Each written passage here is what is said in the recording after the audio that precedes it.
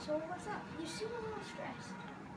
Well, yeah, there's this boy in my class named Ben, and his dad just died, so I really wanted to tell him something about the resurrection. But every time I get ready to talk to him, I just get kind of scared and don't know what to say. Oh no, that's terrible about Ben's dad. Well, don't worry, I think I know something that can help you cope with your anxiety.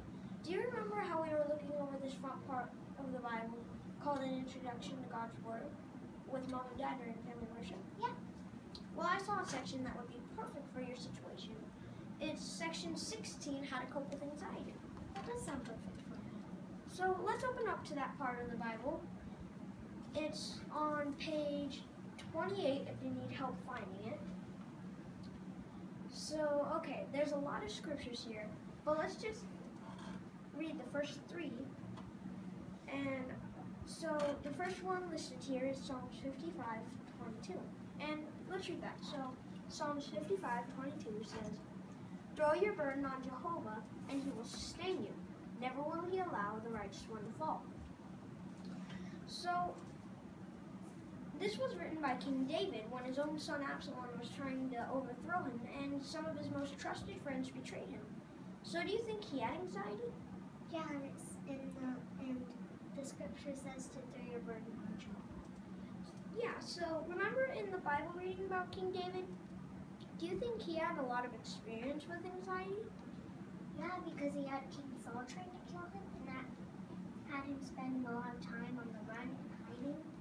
He also had a couple of sons trying to take away his trying to overthrow his kingship, and he had his sons to deal with, so he did have a lot to be anxious about.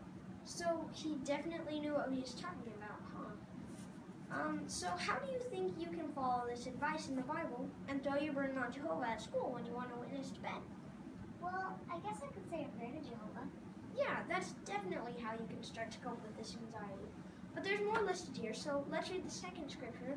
It's Proverbs 21 and verse 5. And why don't you read that, Sol? Okay. Proverbs 21:5 says, "The plans of the diligent surely lead to success, but all who are hasty surely head for poverty." So, what do you think this scripture means? Well, I think it means that if we rush into things, it doesn't always work out. So we need to plan ahead. Yeah, so tomorrow night at family worship, do you want us to help you make a plan about what to say to Ben? Yeah, that would help me not be so nervous. I think so too. Now let's read the third scripture listed here. It's Isaiah 41 and verse 10, and I'll read that. So Isaiah 41 verse 10 says, "Do not be afraid, for I am with you. Do not be anxious, for I am your God. I will fortify you, yes, I will help you. I will really hold on to you with my right hand of righteousness." So, what does it say here about being anxious? Well, it says, "Do not be anxious, for I am your God." Yeah, so do you know that street that's by Dad's work that's super busy and you always hate crossing it? Yeah, I hate crossing it because there's just so many cars. Well, how do you feel when Dad grabs your hand and leads you across that street? Are you still scared? Well, I'm a little bit scared, but I'm not as scared because I know that Dad will protect me.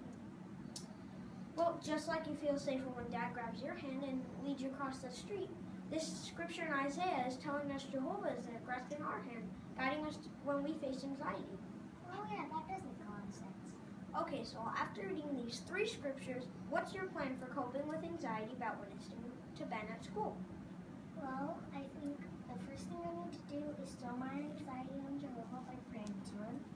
Then I need to make a plan so I can have a plan ahead.